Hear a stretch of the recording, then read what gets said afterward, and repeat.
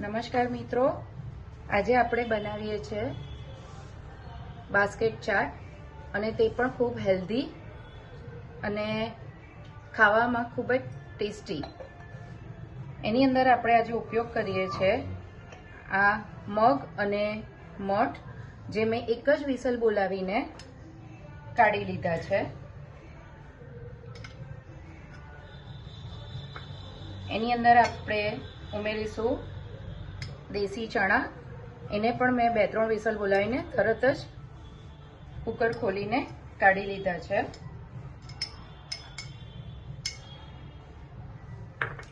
હવે એની અંદર આપણે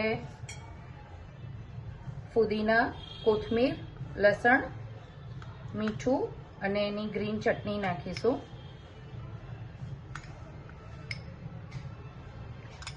આ ચટણી તમે તમારા હિસાબે નાખી શકો છો, તમને જેવું તીખું ઓછું જોઈતું હોય, વધારે જોઈતું હોય એ રીતે.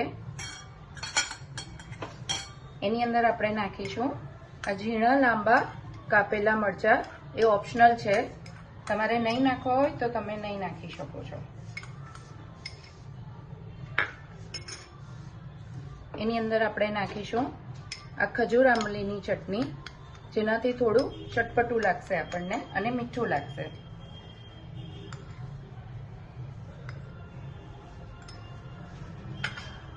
હવે એની અંદર આપણે આ નાખશું થોડું લાલ મરચું તીખાસ માટે. એની અંદર નાખશું થોડું મીઠું સ્વાદ અનુસાર, થોડો ચાટ મસાલો,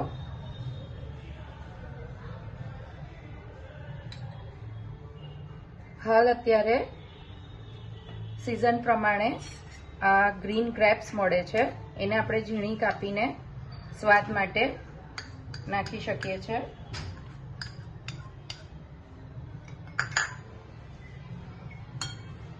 લીંબુનો રસ છે, એને પણ આપણે તમને જે પ્રમાણે ખટાશ જોઈતી હોય તે પ્રમાણે આપણે નાખીશું. બધું વસ્તુ આપણે બરાબર મિક્સ કરીશું, જેથી એક જ જગ્યાએ નહીં રહી જાય.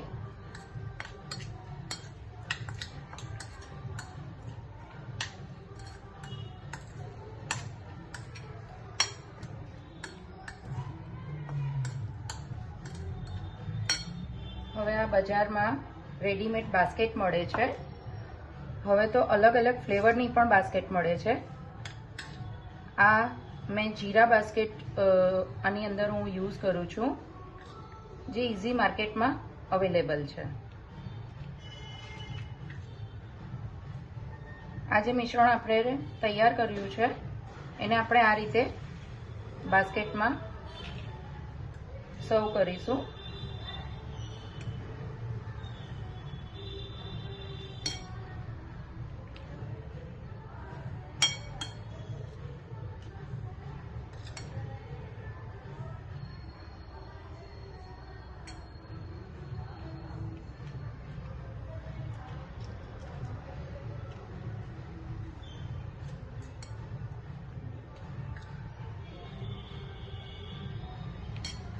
હવે એની ઉપર આપણે થોડી ગ્રીન ચટણી,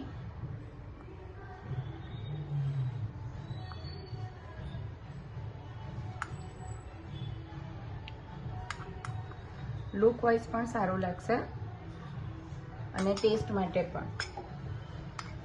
ઉપરથી આપણે પાછી થોડી ખજૂર આંબલીની ચટણી નાખીશું.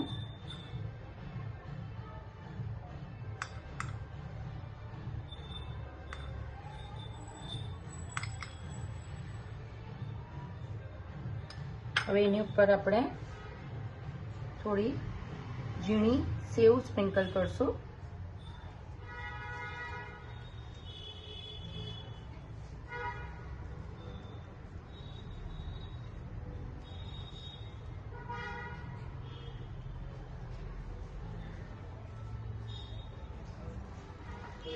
એની ઉપર આપણે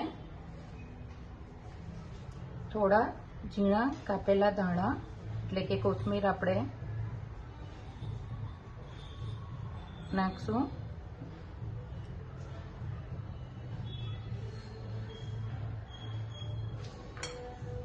આ આપણી સ્પ્રાઉટેડ બાસ્કેટ રેડી છે, જે ખાવામાં ખૂબ જ હેલ્ધી અને ટેસ્ટી અને ચટપટી છે.